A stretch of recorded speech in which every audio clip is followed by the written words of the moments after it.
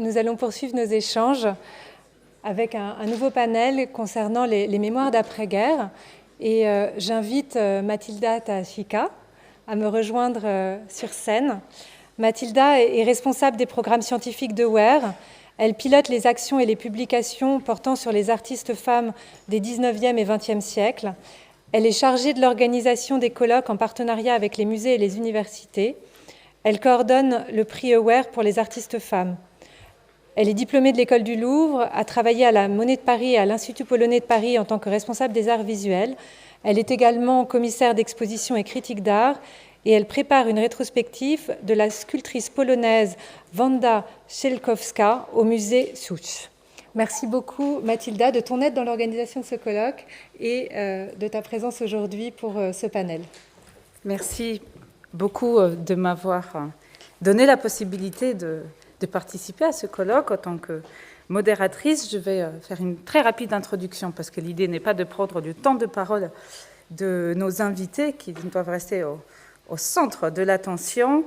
Donc après avoir évoqué ce matin la manière dont s'entrecroisent les vies et les œuvres des artistes, Louise Bourgeois et Alina Szapocznikow, mais aussi d'autres artistes femmes et hommes, à travers leurs rencontres en Italie, leurs écrits intimes. Nous allons, dans cette deuxième partie, situer leur travail dans le contexte d'après-guerre et aborder la question de la mémoire, refoulée, exposée, analysée, et du temps qui affecte les corps et les œuvres de ces deux artistes à travers deux présentations. Une perspective sur l'adolescence, c'est comme ça que j'ai traduit votre intervention, par Anda Rothenberg, et le mauvais vieillissement, c'est comme ça que je me suis permis de traduire en français, l'intervention de Joe Aplin. Alors je suis ravie de retrouver ici Anda Rothenberg, historienne de l'art, commissaire d'exposition, écrivaine polonaise, grande référence pour moi lorsque j'étais une très très jeune historienne de l'art, durant sa riche et longue carrière que j'ai dû pas mal abréger pour faire une présentation rapide. Elle a occupé de nombreux postes importants, dont elle a été directrice de la Galerie nationale Zachęta à Varsovie entre 1993 et 2001. Elle a été membre de comités de nombreux conseils de musées, du MoMA à New York, du musée d'art moderne de Varsovie, dont elle a également dirigé les programmes. Elle a été commissaire du pavillon polonais à la Biennale de Venise, à Sao Paulo, entre autres, et commissaire de nombreuses expositions. Alors, je ne vais pas les citer toutes, mais bien évidemment, je pense notamment ici à la rétrospective d'Alina Szapocznikow à Zachęta en 1998, puis à une autre exposition plus récente, dont le titre on retrouve dans votre présentation, une perspective sur l'adolescence, Szapocznikow, Wajda, Wróblewski au musée de Silésie, 2018, et ensuite présenté à Vilnius, dont nous parlerons certainement aujourd'hui. Enfin, vous êtes autrice de nombreux textes sur l'art, traduits dans plusieurs langues, dont le livre de référence sur l'art polonais, Art in Poland, 1945-2005, et plus récemment, From Poland with Love, sur la correspondance avec Harald Zeman. Nous sommes ravis de vous écouter. My presentation is a fragment of the bigger part. Because of the time limit, I had to shorten some conclusions also. The biographies of artists often help to understand their motivations and shed the light on the hidden content on their works. Looking at the body of work left by Alina Szapocznikow, we also can't avoid studying her biography, especially the period of adolescence, as it seems to set the foundations of the way she had chosen as a sculptor. Much before she became a sculptor, she learned how to be a Jew. Born to the assimilated parents, in the age of 12, she went to the Catholic St. Hedwig Gymnasium for Girls, which already in 1938 observed the numerus clausus rule that limited admission of Jewish pupils to 2 per year. Her father died a few months earlier. The war broke a year after. As of February 1940, she lived in ghettos, ending up in the one in Łódź, and knowing that she is condemned to annihilation, she managed to survive there until August 1944, when the deportations began. By that time, the eastern line of death camps, Treblinka, Bełżec, Sobibór, and Majdanek, were no longer operational, so the transports from Łódź were sent to Auschwitz, which in the summer 1944, as we all know, was already overcrowded with the Jews deported from Hungary, France, the Netherlands, and other European countries, where the cleansing had begun considerably later than in the Eastern territories. This is why only a very cursory selection process was carried out at the ramp on Birkenau, and the transport fares headed further westwards into Reich. Alina did her best to be selected positively, which means to be evaluated strong enough to work. Thus, after a brief stop in Auschwitz and a few weeks of travel in locked freight wagons, Alina reached Bergen-Belsen and then appeared in Duderstadt, a Buchenwald subcamp where, together with 750 Hungarian Jewish women, she was put to work at the Polte munition factory. It is commonly known about their forced labor: living conditions fit only for animals, shortage of sleep, insects, cold, raw coals, work beyond strength for 12 hours a day, and exposure to corrosive substances without any protection whatsoever, and starvation-level food rations.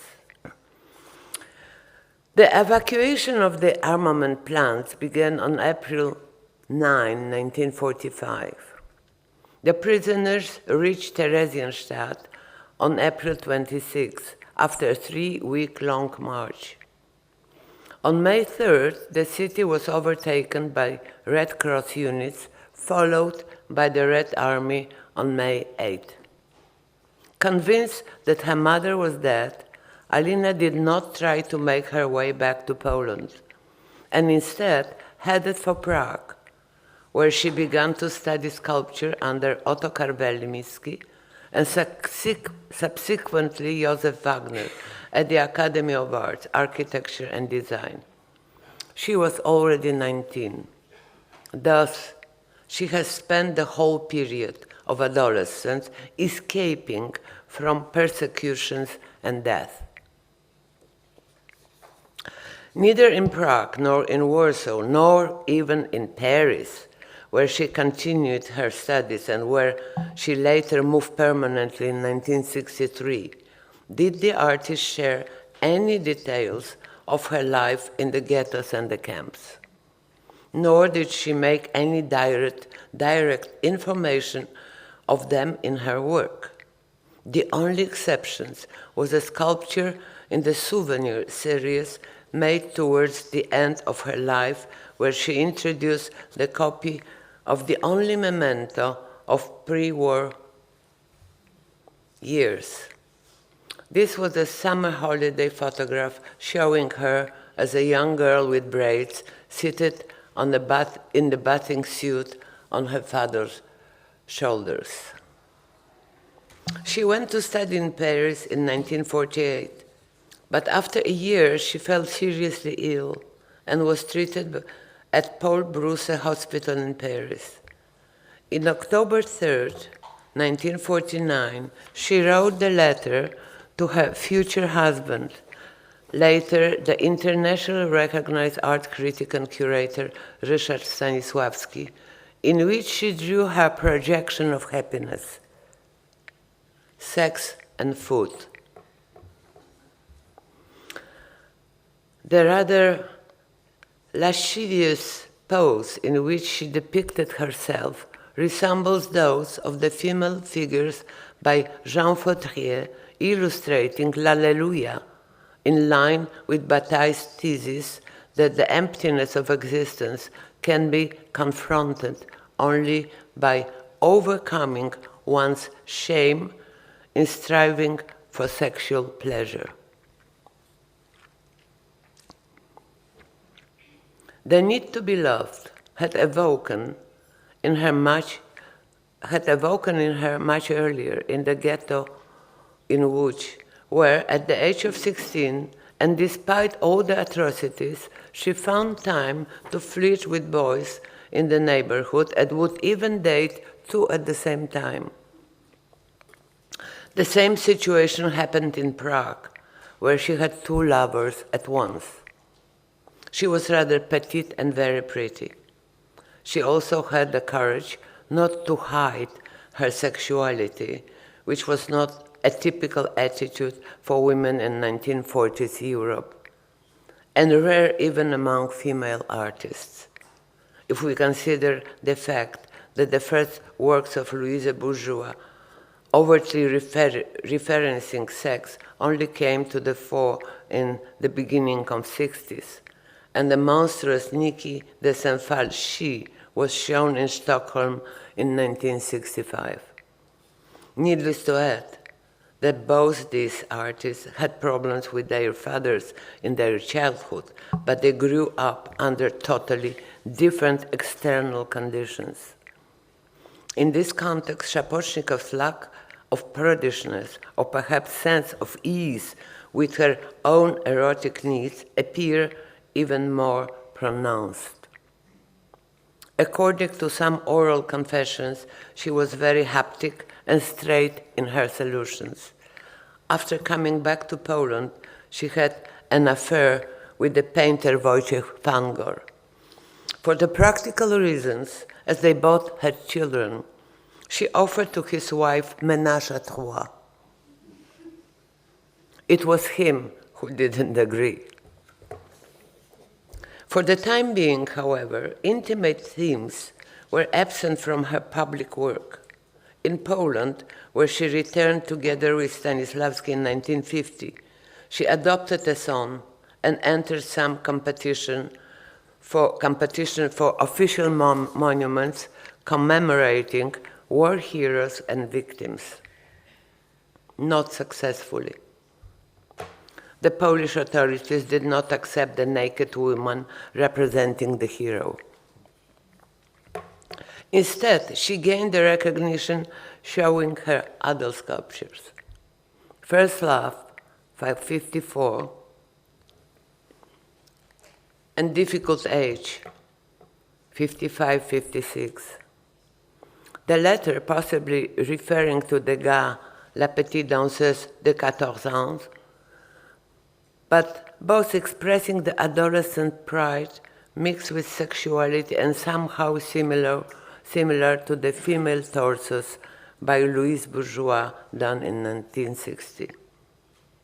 Simultaneously, she was seeking for ways of representation of the incomplete human body. Finally, she executed the figure of exhumed, 1955-56, that seemed very similar to Jean Fautrier's male figure, Petite Nuances, representing a seated, mutilated torso with stumps of arms and legs, but much smaller in scale. Likewise, distant echoes of his two reclining female figures, Petite Nu Couchée from 29 and Figure 4, 1940, can be found in Szapocznikows' sculpture Body, Torso Lying, dated 1957. All three pieces depict the recumbent trunk of a female human body with an exaggeratedly conspicuous belly button and huge breasts. An almost primeval image of womanhood, though incomplete, without parts of the arms and legs. However, the work by the Polish sculptress is considerably larger than the pieces by Fautrier, and her body is modeled in a completely different way, in addition to being headless. But the idea of reducing the figure to just a crippled torso with pronounced emphasis on its exuberant sexuality is shared by both artists and may have been strengthened by reading Bataille. The issue here is not any external similitude, but rather the intention to underscore biological sexuality in a crippled body. It is not known whether she was subject to medical experience. Both Bergen-Belsen and Buchenwald, which subsumed the Duderstam camp, had medical sections headed by Benno Adolf, assisted by a group of colleagues.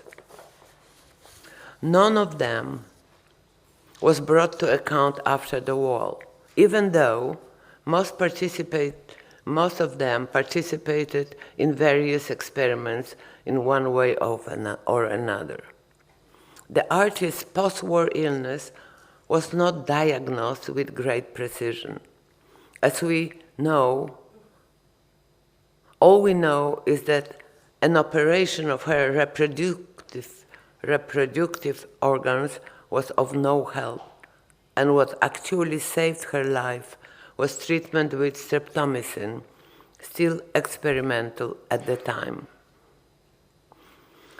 From the age of 14, when she was confined to a ghetto, she knew that the illness of another was a chance of survival for her.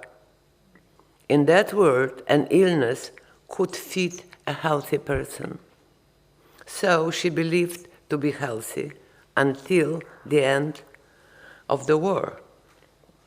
She fell ill, or perhaps her illness manifested itself and developed further later in the time when the people around her ceased to die in mass numbers, and thus when death again became something private in nature.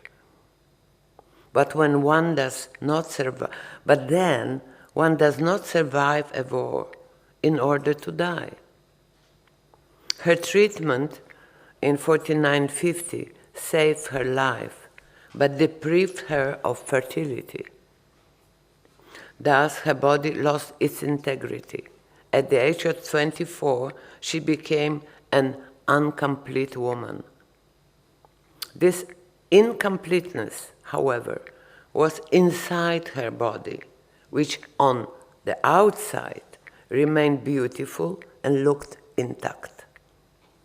Such was also her motherhood, external, extra-biological. Despite her stubborn silence with respect to her wartime experience, the artist did give vent to her memories indirectly, invoking supra-individual concepts and more universal forms. Slowly, she began to create sculptures that are more definite in their disintegration and their singular eroticism. Both came to the fore in a series of perversely titled female figures rendered in increasingly durable material. Mary Magdalene with a phalloid head that was not really noticed by the art criticism during 30 years. Bellissima and Bellissima II. Torn apart and sewed back together, as it were, out of remnants of matter, Szapocznikow sculptures resemble a female version of Frankenstein monster, driven solely solely by sexual urges. This may be what, in the artist's mind, the transition from girlhood to adulthood was like in the context of her wartime experience. When viewed externally, in purely formal terms, these torn, mutilated, and principally dead sculptural figures fitted perfectly into the paradigm of modernity prevailing at that time. But then, this approach was suggested by the artist herself as well, in line with her self-imposed principle of silence on the subject of the war. At that time, however, she began to look for an integrating factor intended to overcome or at least balance out the power of death. Over the next few years, her art pulsated with sex. Just like the problem of disintegration, sex-related issues in Szapocznikow work remained impersonal during that period. As mentioned before, they are concealed under general concepts and forms. They refer to no one in particular, but merely point to a determinate universal inclination that removes both the reproductive root cause in the eschatological decline from the field of vision. While the evident sexuality of her late 50s sculptures simmers continuously in these close, dismembered forms, with the new decade it opens up to the viewer with an explicitly manifested deficiency, a slit. Eroticism tears apart stones and invites the viewer into softly formed concavities and foreground swellings. The yearning for fulfillment, an urge for coupling.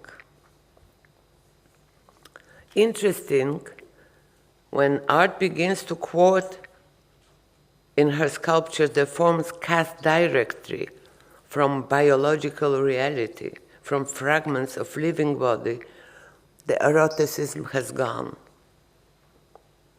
The recollections from the war could be hidden in another series of her works that reminisced the fusion of flesh and machine,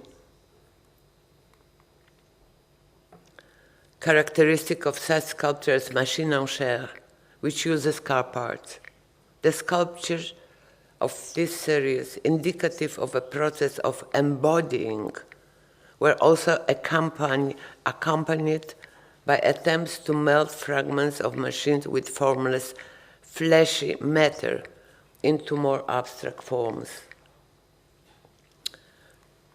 She followed a similar practice in creating various crippled,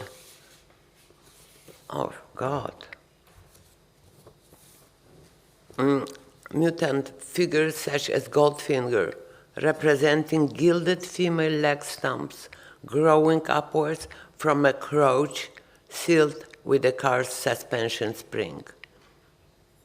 If one considers her experience of machine violence, a day-to-day camp life, which consisted in working in arms factory, one cannot help the impression that the euphemistic or vaguely referential titles that she gave to these sculptures were meant to prevent potential associations with her warm time past and conceal their actual meaning, possibly from herself.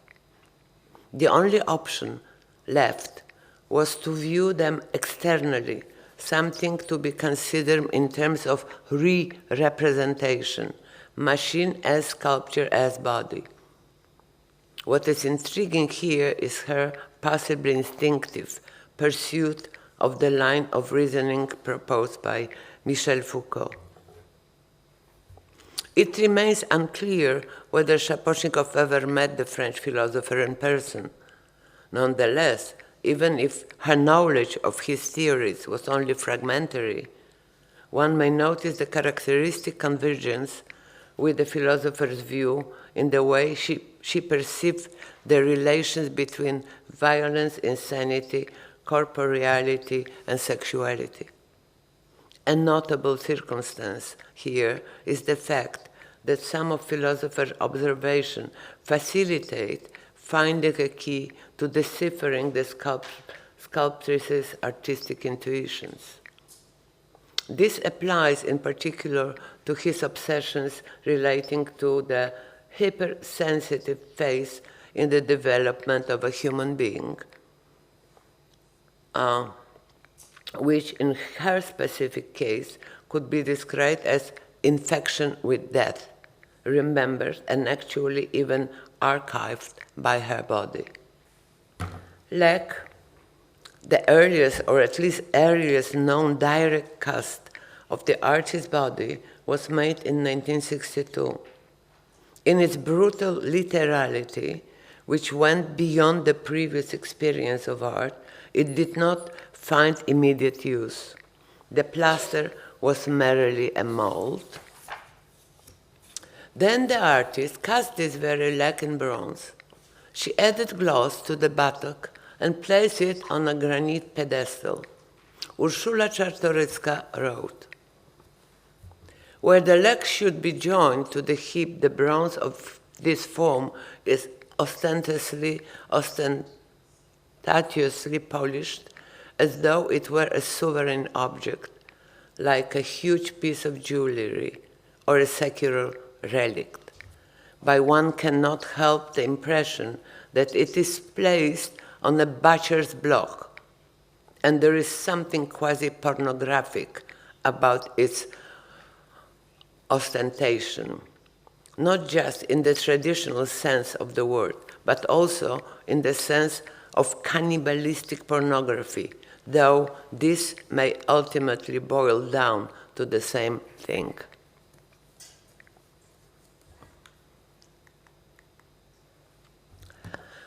In this way, the artist hid her own self, possibly in order to remove from the field of vision the eventuality of comparisons to the crippled Goldfinger, which is why first of her multiple portraits, the double portrait, made the same year, was also set on the pedestal and thus placed in quotation mark. Not me, my portrait, my image and likeness, not a literal transposition of the form of my unique body, my mouth and my teeth formed by nature, but a portrait, a hip, a mouth, not me, multiplied, turned into commodity, but pieces of a woman as a commodity per se. The artist admitted to making a self-portrait only the following years. She points to herself, vestigial, reduced to the shape of her mouth and the outline of her chin pressed in polyester, sunk in an abstract form, organically fused with the shaped block of marble.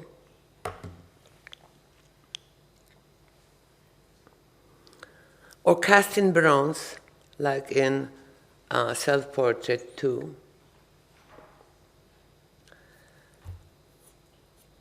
In the second one, the artist's personal presence in her work is marked not only by the cast of her face, still incomplete, but also her feet, the parts that can be seen on a day-to-day basis, which we do not conceal under our clothes, which we don't shield, but which point our mind towards the areas of our body that are hidden from view.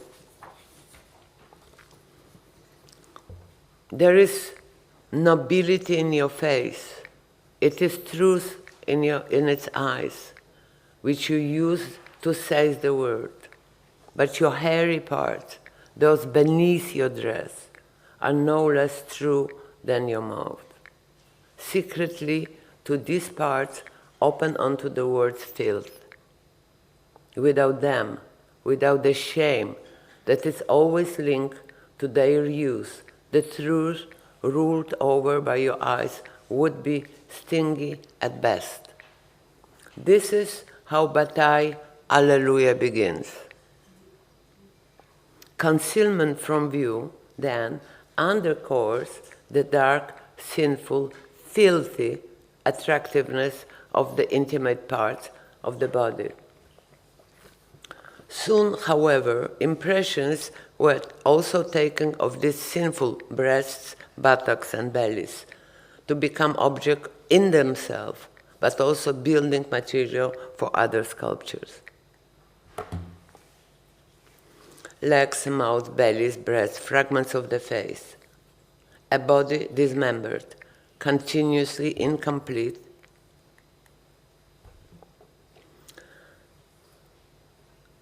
pieces taken out of a whole, reduced to the function of gadget, decorative items, the object of a fetish in which the artist's presence, or rather the presence of her body, remembered by material, is multiplied and released into circulation.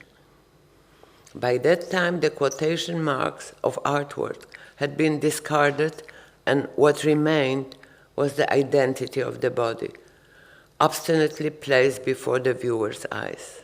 Thus, it was then already that the complete communion of biology and that matter, body and sculpture, was accomplished. The process of making the work omitted its constructive stage, creation. Art became personalized.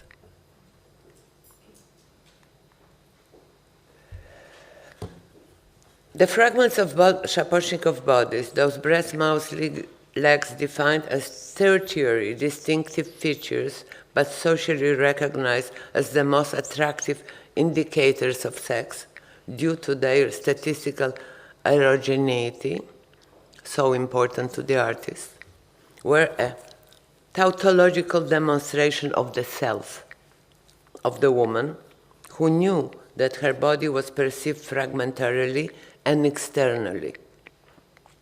Displaying fragments, however, revealed the meaningful sphere of shortage, deficiency, and evoking thinking about such concepts as integrity and completeness, which had been removed from the view.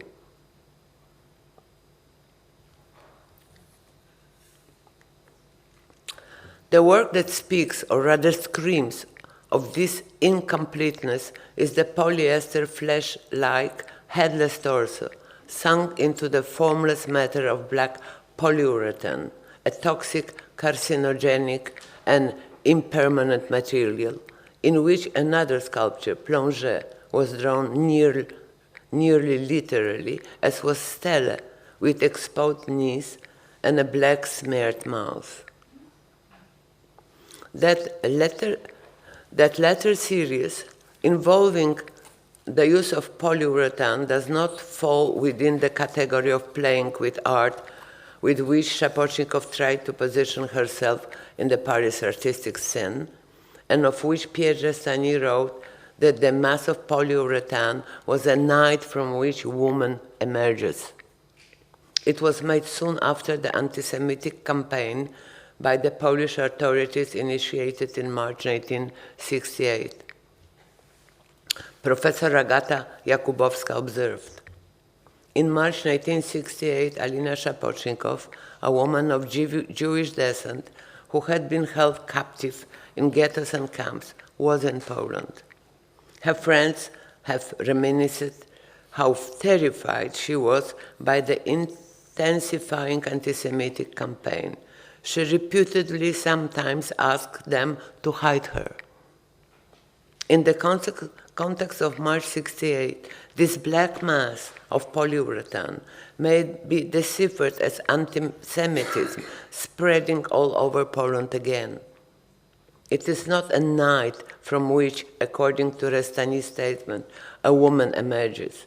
It's rather lava, which overtakes and absorbs this feminine figure, so illuminated just a moment before. Towards the end of the same year, she was diagnosed with breast cancer and started working on tumors, fetishes, and lamps.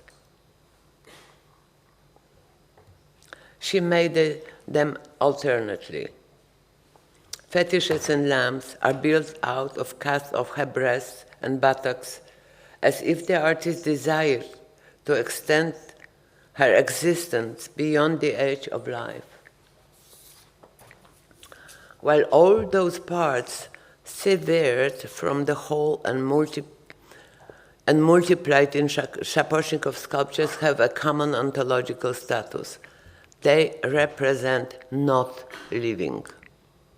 It is enough to recollect her amused figures back to the 60s, such as Maiden, Bouquet, Illuminated. The corpses, which take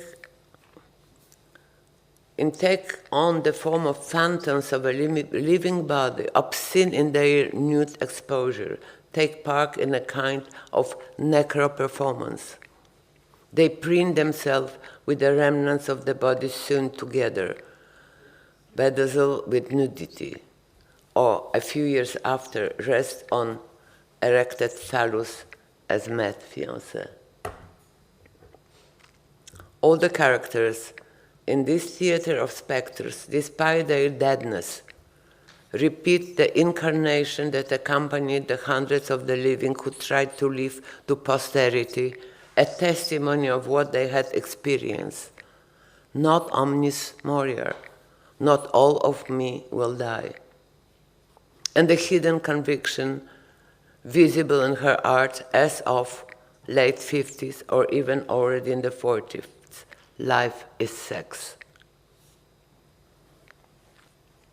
The tumors, blown up and multiplied polyester portraits of the alien eating up her body and yet dissociated from it, externalized and placed before the eyes of anyone who would wish to view them, a part of the somewhat different regime with Szapocznikow oeuvre, but they do contain the same relentlessness.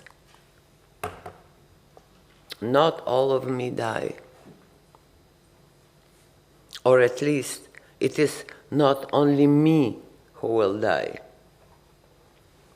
That means the cancer also.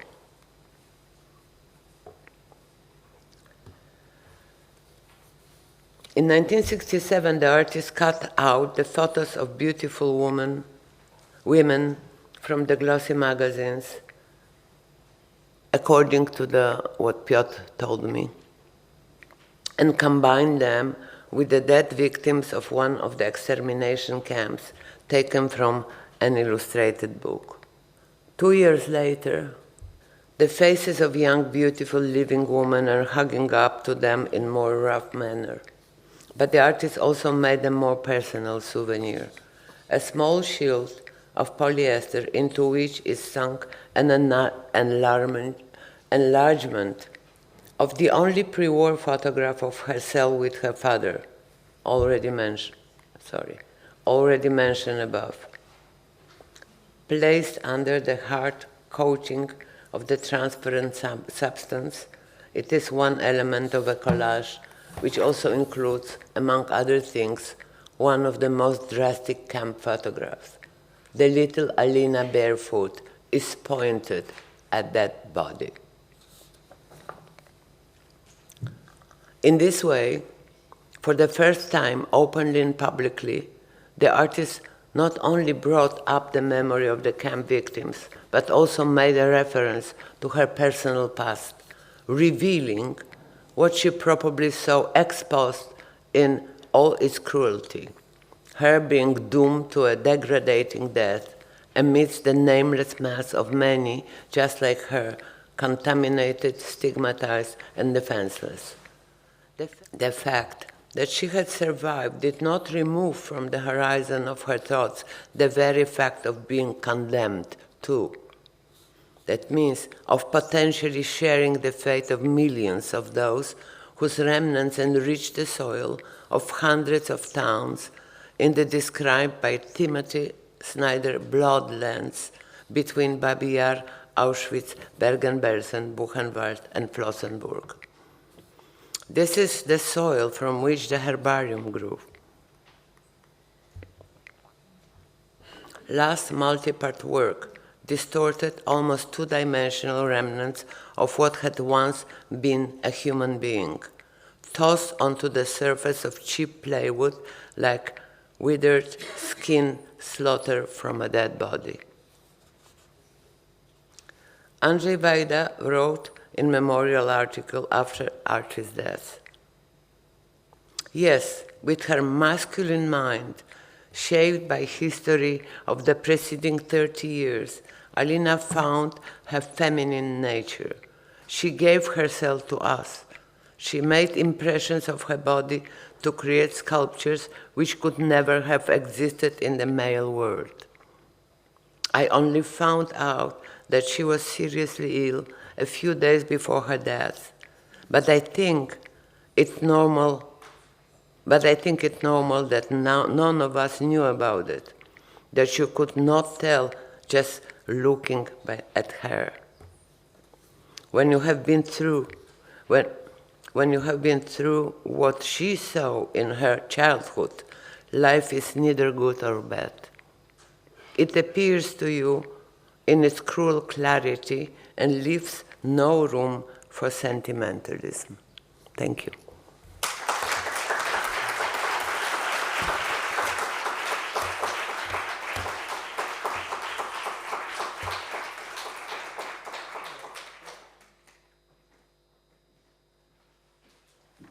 Merci beaucoup pour cette analyse approfondie de l'œuvre d'Alina Szapocznikow. Nous aurons encore l'occasion de vous poser des questions et peut-être pousser cette réflexion plus loin.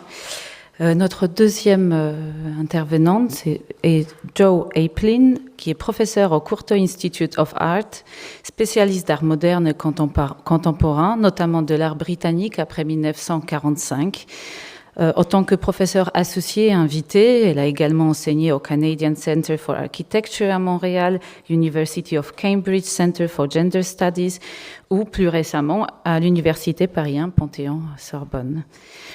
Dans son travail et recherche, elle s'intéresse à l'abstraction, le vieillissement, le féminisme, la sexualité et la subjectivité.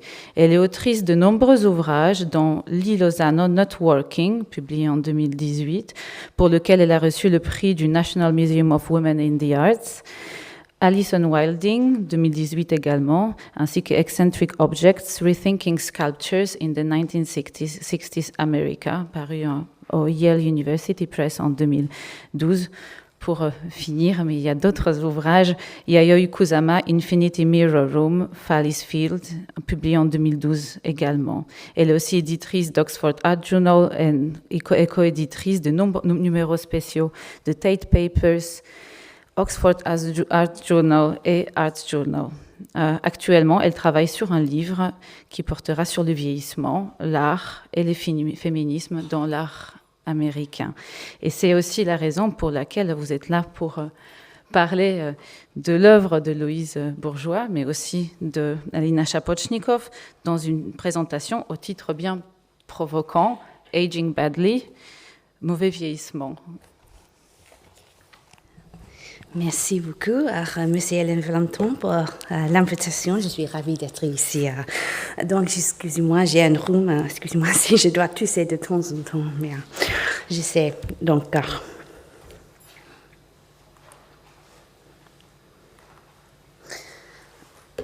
sometime around 1963, sculpture and the idea of sculpture began to radically fall apart.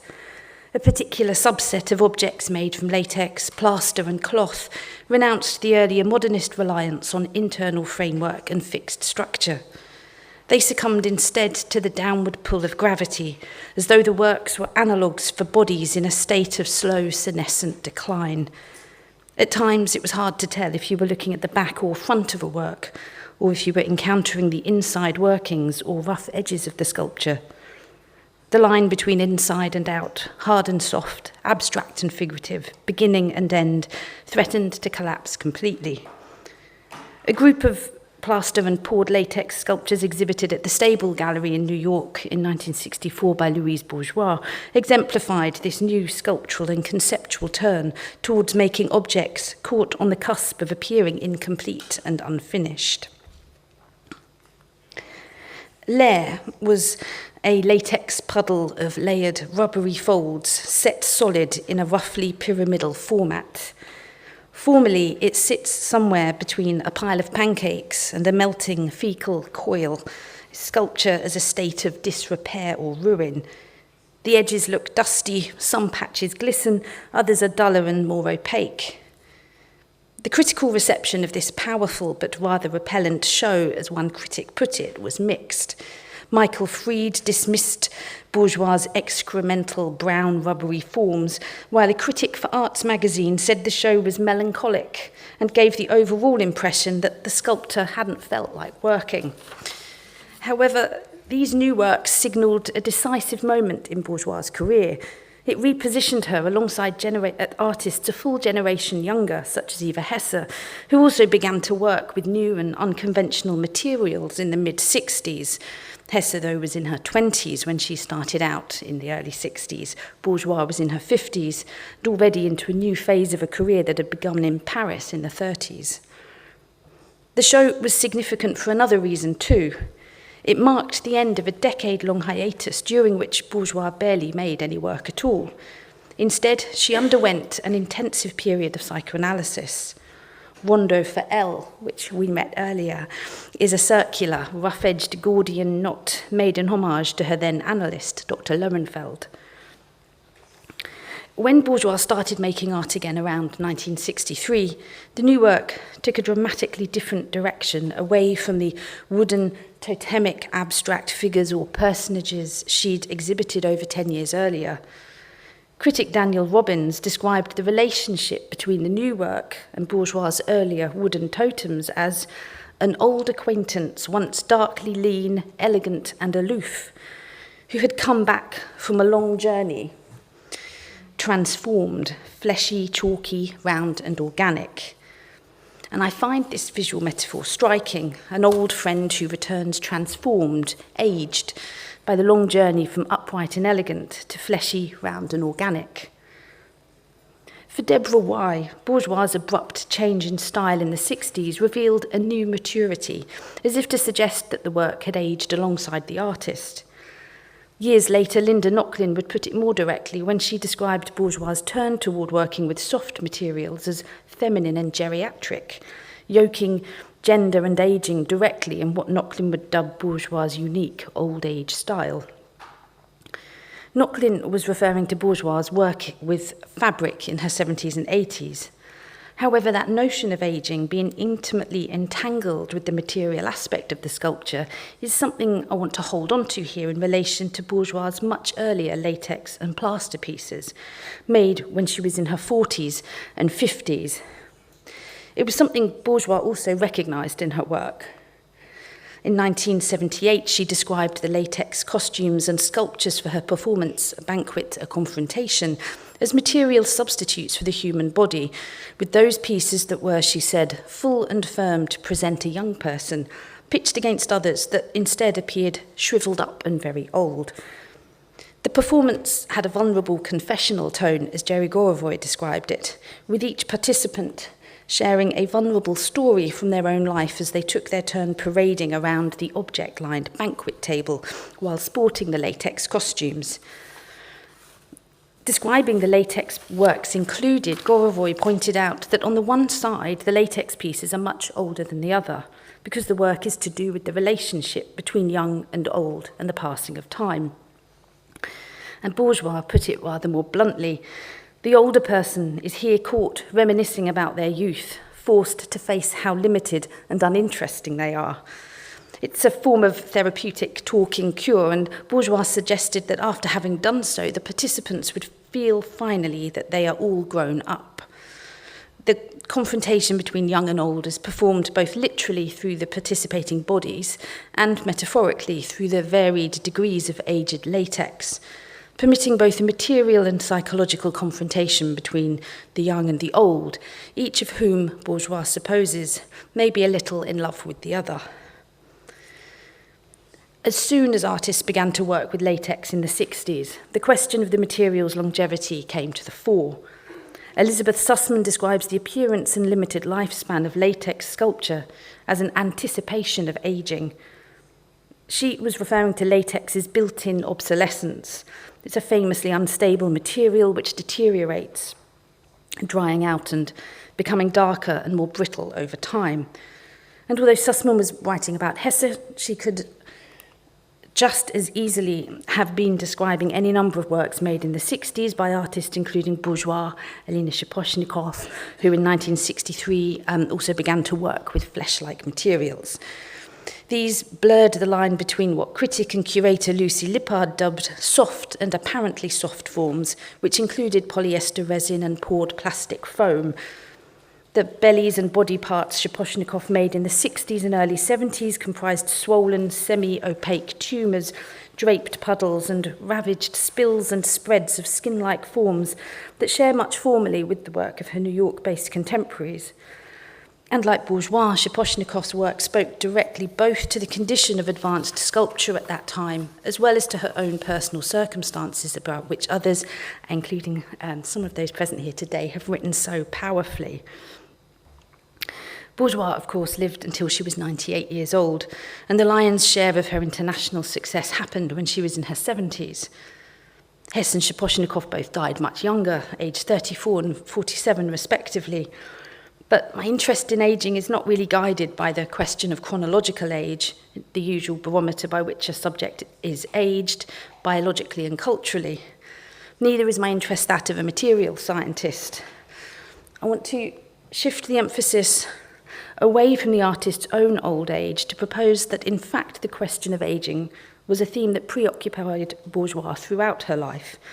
From the obsessive emphasis on her childhood and youthful memories, painful as they often were, to her comments in middle age about a group of elderly people she observed one day sitting in the cafe of MoMA in New York. This surprising meditation on old age by an artist then only in her late 50s, about a group who were themselves only in their 70s, is peculiar. Not least of all because in its, this is to quote Bourgeois, celebration of the elderly who are, she wrote, interesting like trees that have survived storms, she's every bit as unconsciously patronising and short-sighted about old age as was Sigmund Freud, Bourgeois' infamous bête noire, to whom I will shortly turn.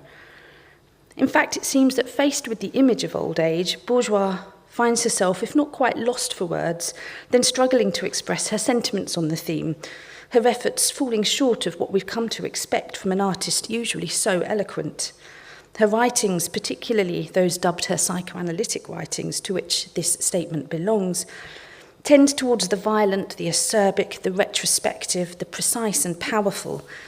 In this context, her comments on old age, banal, general, unimaginative, are oddly out of place and, I confess, a little disappointing. Interesting like trees that have survived a storm may paint a picture of sorts, but it's one far removed from the kind of visual language we've become accustomed to from Bourgeois. Bourgeois' surprisingly sentimental account of old age reveals something like an inability to be articulate about the subject at all. A more dynamic relationship to ageing was posed by her later confrontation performance, with youth and old age placed into a dialogue, at least through the sporting of those latex robes. Perhaps then it was latex and plaster, not language, that enabled Bourgeois to best give shape to her thoughts on ageing. Sometime around 1937, psychoanalysis and the idea of psychoanalysis began to radically fall apart. An essay written by Freud, then in his 70s, set about dismantling key tenets of the discipline from the inside out. The essay, titled Analysis Terminable and Interminable, was one of Freud's last and, according to some, most bleak essays. It can be described as something like a meditation on the failure of the psychoanalytic process. It was written just 2 years before Freud died.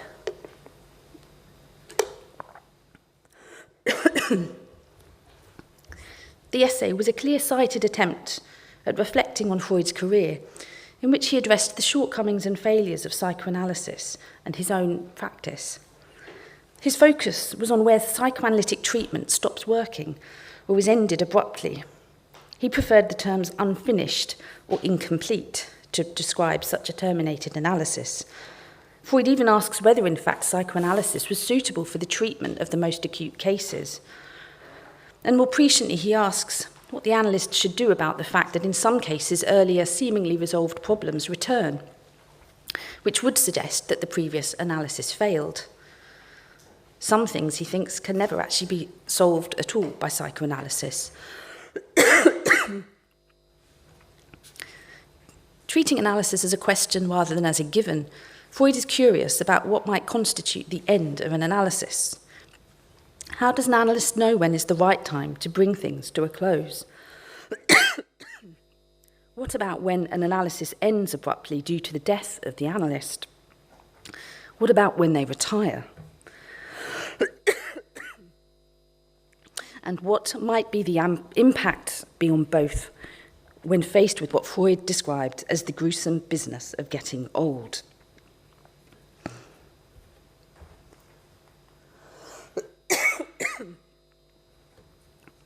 I introduce Freud here because his essay raises the spectre of old age, of the ageing female subject to be specific.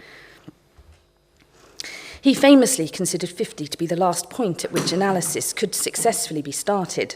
Surprisingly, he was only 50 himself when he made that claim. And by the time of writing the essay, some 20 years later, he was no doubt thinking about his own ageing self, something others recognised where he couldn't or wouldn't. The modernist poet H.D., one of his most celebrated analysans, was in her 40s when she first began to see Freud. And her diaries frequently comment on his own advancing years. He was 77 at their first session. The older subject suffers, Freud said, from a kind of psychical entropy. The ego begins to set and harden with the passing of the years. It becomes unchangeable, fixed and rigid. Like latex and plaster, it starts off soft and malleable, but becomes brittle over time, signalling what he called a depletion of plasticity. The difference for the analyst is akin, he says, to the artist who works with either hard stone or soft clay. The material determines both the working process and potential outcome. With her turn towards latex, Bourgeois reversed the direction of travel from soft to hard, which she described conversely as a change from rigidity to pliability. End of Softness is a hard bronze sculpture coated in a gold patina that she made in 1967. The end of softness promised by the title is realised in the work's finished form, every bit as incomplete seeming as its soft latex counterparts.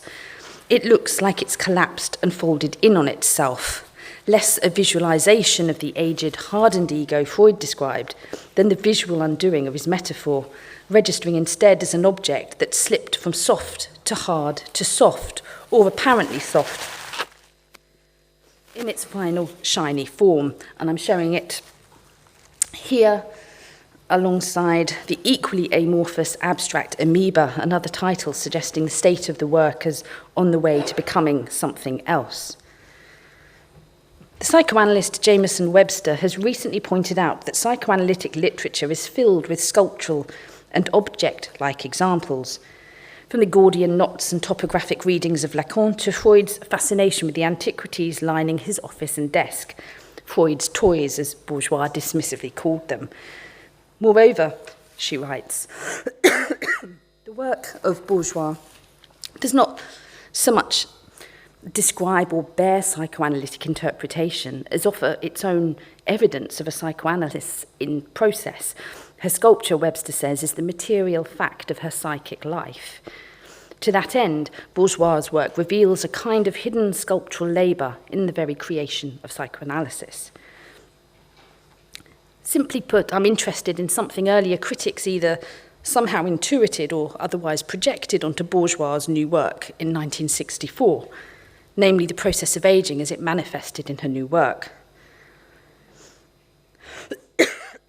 I'm not the first to draw attention to the question of ageing in relation to Bourgeois, although the emphasis has tended toward Bourgeois as an older woman, to the artist's chronological age rather than the way in which ageing functions, and I want to suggest has always functioned as a hermeneutic for Bourgeois formally and conceptually.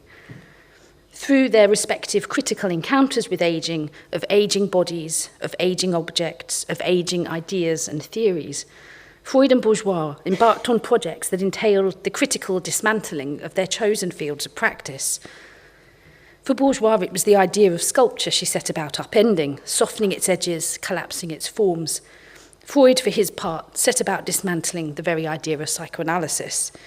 That both did so in their later years when, by Freud's own admission, the ego has hardened to an extent that it's become too rigid to be receptive, is important. Consider that, despite her own raging against Freud, Bourgeois' own analysis continued less intensely until the end of her life, analysis interminable indeed. Freud's work, Bourgeois complained, is of no use to the artist. And as Juliet Mitchell has pointed out, despite the intensity of her psychoanalysis, Bourgeois was never cured, nor it seems was that the point. Instead, she worked and reworked her problems at the level of her materials. As Webster put it, the material of one's life is simply that material, a problem that needs to be worked and reworked. And here is one.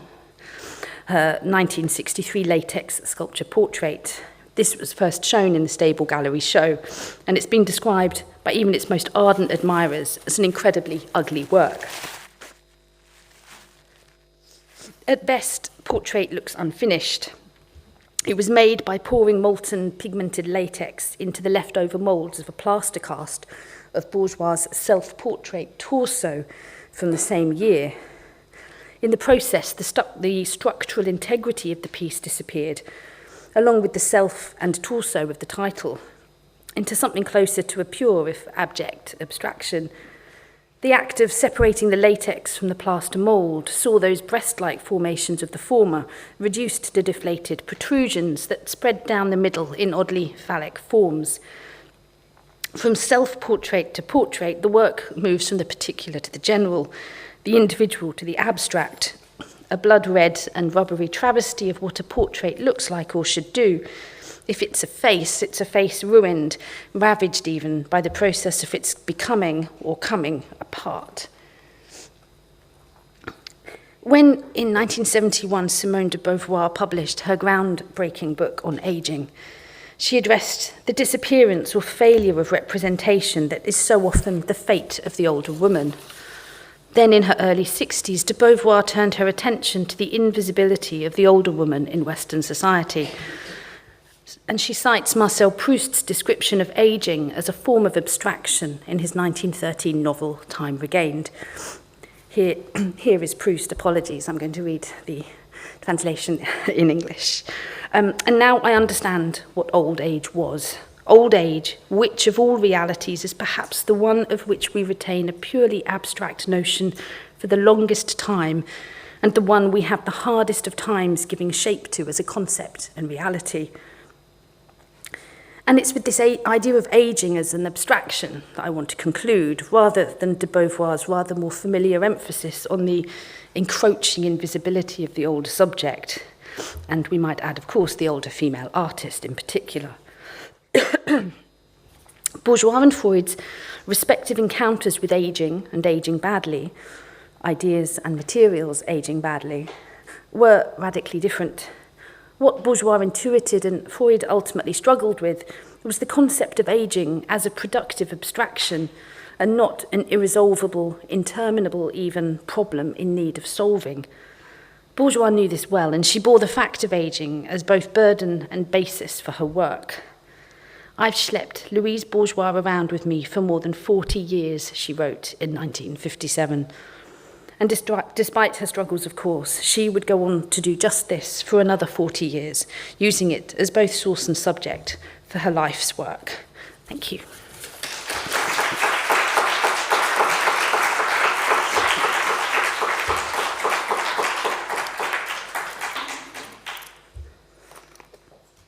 Merci beaucoup pour vos deux communications extrêmement intéressantes qui abordent la question du temps de deux manières différentes, ce qui m'a d'ailleurs frappé. Peut-être, should I speak in English? Would it be better? Ou je parle d'abord français et après. Si tu parles plus lentement en français, ça va. D'accord. Donc, ce qui m'a personnellement marqué dans vos deux communications, c'était justement la question du temps et du vocabulaire que vous avez utilisé. Parce que vous, Anda, vous avez parlé de dojrzewanie dans votre titre polonais, qui à la fois, moi j'ai traduit comme adolescence, mais en fait c'est aussi mûrissement en polonais, donc c'est aussi une question de temps qui avance et qui nous transforme, pas seulement physiquement, mais aussi justement, peut-être avant tout, mentalement, psychiquement.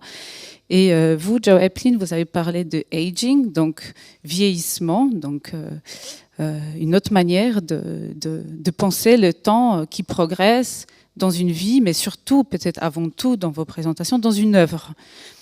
Alors, je voulais savoir peut-être s'il y a déjà des questions, parce que nous sommes à court du temps. Voilà. Et sinon, j'ai mes propres questions, Kao. C'est moins une question et qui nécessiterait peut-être beaucoup de développement. Elle s'adresse plutôt à excusez-moi du peu, mais la deuxième intervenante. Voilà, Jo. Vous avez fait beaucoup de références, comme d'ailleurs depuis ce matin, à la sexualité, et de références à Freud, et notamment Freud et Louise. La question, on pourrait la voir aussi du côté de la trahison de Freud.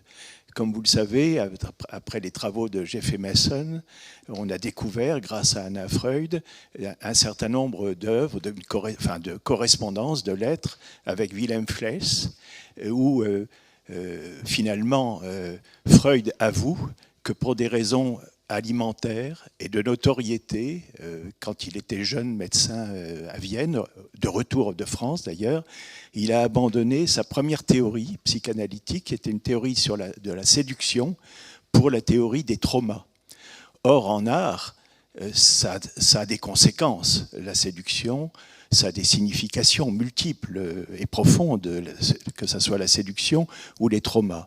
Et l'une et l'autre, vous avez révélé, et les visuels qui défilent devant nos yeux montrent abondamment qu'il y a du trauma quelque part.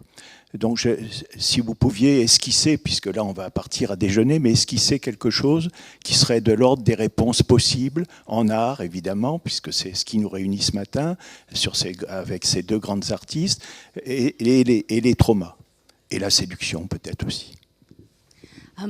I think, so the question of trauma was one that I deliberately wanted to avoid, and I wanted to kind of think through Bourgeois and her own relationship to Freud, which was kind of, in a way, imperfect, confused because she was in analysis, intensive analysis throughout her own life. But to think about just quite simply this question of aging and not so, so the question of trauma isn't something that I've been particularly interested in around aging, because I wanted to disentangle biography and to disentangle the biological age of the artist from thinking about these works that are, insistently abstract and in fact made at a much earlier point in her life. So it's something slightly kind of perverse, I think, to read these works through Freud, but it was too irresistible to not take these two figures, each of whom had kind of created a world, a very particular world, a sculptural material world, an entire discipline of sorts for Freud, and to think what happens at the end when that falls apart. And so, in a way, the essay Terminable and Interminable Analysis is incredibly kind of intense, and it's not the first time that he revised his own thinking. We had the death drive and so on earlier, but just quite the simple fact of what it means at the end of producing something of which you've been the architect, to understand that actually from the moment of its birth there was kind of it was kind of falling apart. So I think in a way it wasn't so much to do with the, it was, I suppose in a way there is a sense of the and I wanted to kind of play with the idea of the biography at this point, that what does it mean to do this? And I think someone like HD is a very interesting example for this, because she would develop an entire poetics around the analysis she was having at the same time, which drove Freud completely insane. He was furious with her for sort of publishing about their analysis and kind of doing things with it that were outside of the process he thought they should be undergoing. So, yes, that's a rather long, rambling response, but voilà. Y a-t-il d'autres questions? Est-ce qu'on a encore du temps ou pas vraiment? Je vais peut-être poser une dernière question à Anda Rothenberg, parce que je reprends encore cette idée de mûrissement dans le temps, et je pense à un certain inversement de perspective qui concerne plutôt votre propre travail, parce que vous avez travaillé sur Szapocznikow, notamment à travers ces deux expositions très différentes que séparent 20 ans, en 1998 à Zarenta, une rétrospective, et puis 2018, vous la montrez de nouveau, mais avec d'autres artistes, d'ailleurs artistes hommes, Andrzej Wajda, le cinéaste, plutôt connu comme cinéaste polonais, et Andrzej Wróblewski. Est-ce que vous pourriez peut-être développer la question comment aussi mûrit une pensée sur une artiste? English. It's okay in English. Well, once I started to work on Alina's body of work, I couldn't stop. And in one moment, it came when I figured that the whole her art is rooted in her period of adolescence. And then all of a sudden I realized that this obsession of war is also in the work of the painter Andrzej Wróblewski and Andrzej Wajda, who made maybe 15 movies with a war reference. I started to look at their moment when they were born, and it was 26, 27. And they all lost their fathers prematurely. And each of them had another but very strong experience with work, with war and death.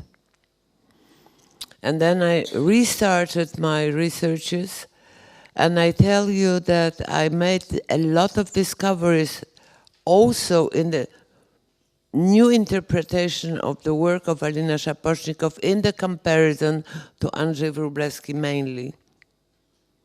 And Andrzej Wajda took from both to use them in a movie. That's why I did this exhibition. And even during the installation, I learned again something new. And I had to reconsider my attitude toward Alina. And what I read here is a fragment of my very long text to the catalog of that exhibition, that I really made more deep analysis of this and that approach of her life, which she constantly hid. She was very positive. And there was one interview that she delivered to the Belgian journalist, how it was in the camp. And she said, oh, I was very happy, everybody fitted me. That was not true, of course, because there was never such a situation in the concentration camp. Nobody helped anybody. Nobody. That was not the case. So she just was mocking answering this question, and never, maybe it could happen that she confessed this to Richard Stanislavski. But I didn't ask him, stupidly enough. I didn't. He told me about the situation in hospital with the using experimental use of streptomycin. That he told me. He told me some stories, but not about the war. I think he couldn't handle it himself. Urszula Czartoryska, his second wife, made it better. She could follow some ideas, not only regarding this sculpture that I quoted, but many other. So I think there is a lot of things to analyze still in Alina Boder's work, looking from another point of view, like this crippled bodies. You know, there was wounded bodies of Bellissima and Rose and Maria Magdalena. They are not, they don't represent the living bodies. And, you know, and of course the reflection on the war in another field of culture like theater helped me a lot, because Dorota Sajewska made a book about necro performance, referring to some theater pieces, and made it more clear as a notion of pretending being alive when you are already dead. So, you know, during these 20 years, or even up to now, 24, one can make a use out of development of the science. And I try to follow, not about Alina, but about the similar examples of the people. Thank you. Je crois que nous devons finir cette première partie de la journée et nous nous retrouvons après la pause. Oui, je passe la parole à Hélène. Merci beaucoup Mathilda, merci Jo et Anda.